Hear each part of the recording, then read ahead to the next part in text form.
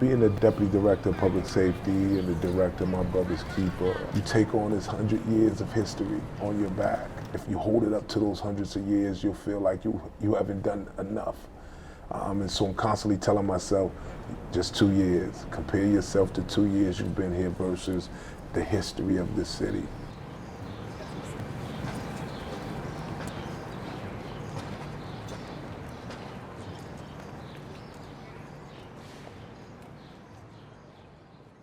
My professional portfolio and my personal one joined together, I think has prepared me for this. Growing up in Boston was pretty good for the most part. Grew up in a single parent household, 3 sisters. This neighborhood, this is where it all began for us.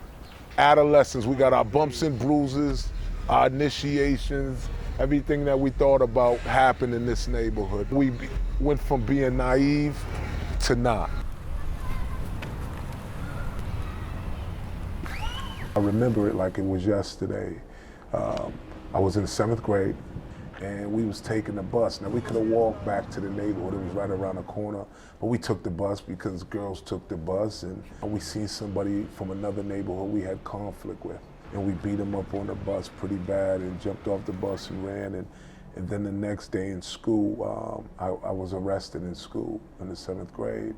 And that was like a change in my world because now I have a record. I think that some of the remnants of only having one parent always had an effect on me. You start to fill that void with other things that may not always be positive. This street was like the safe zone, because this was a violent neighborhood, very violent. Marvin was a close friend of ours, 14, I believe. Very close friend of ours. Over a silly argument dispute, which both of us was there. Was right there when it started.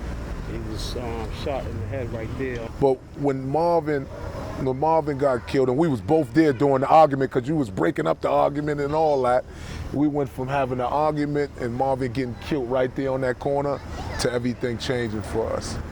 And I don't know what it was, but it made us went from being mischievous to being into something more serious because we knew we can be harmed. Same corner right here, there's been several innocent children killed by bullets that wasn't meant for them. And as a grown man, you look at it, I'm very sad for it because you start to realize how cycles continue. You know, from getting locked up as a kid, doing time as a young person, case after case after case, and then ultimately getting arrested.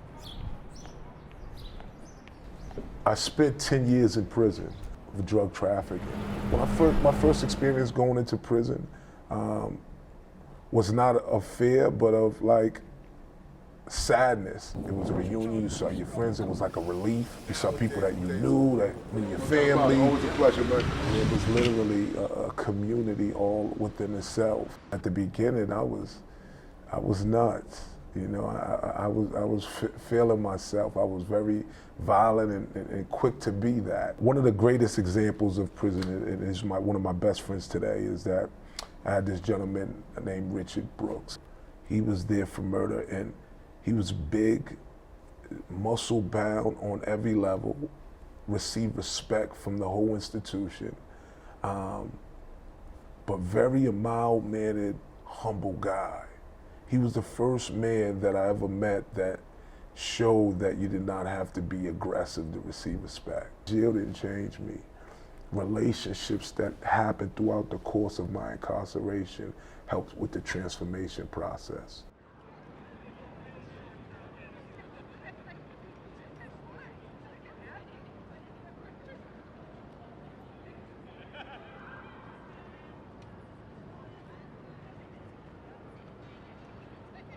I'm an ordinary person with extraordinary support.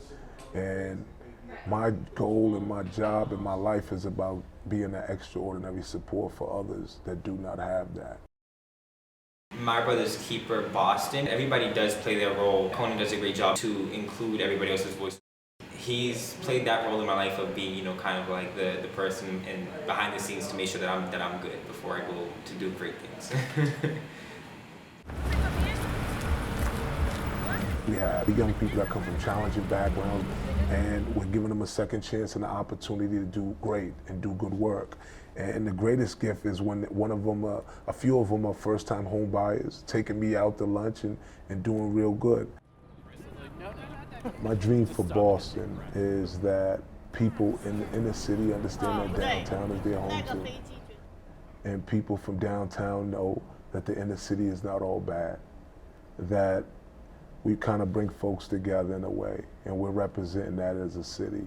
That black and brown folks in our city receiving opportunities, the same as our white counterparts. I wouldn't change anything that I've ever went through because my story helps so many others believe that they can live a life of possibility, and that at their worst moments, they can come out of it.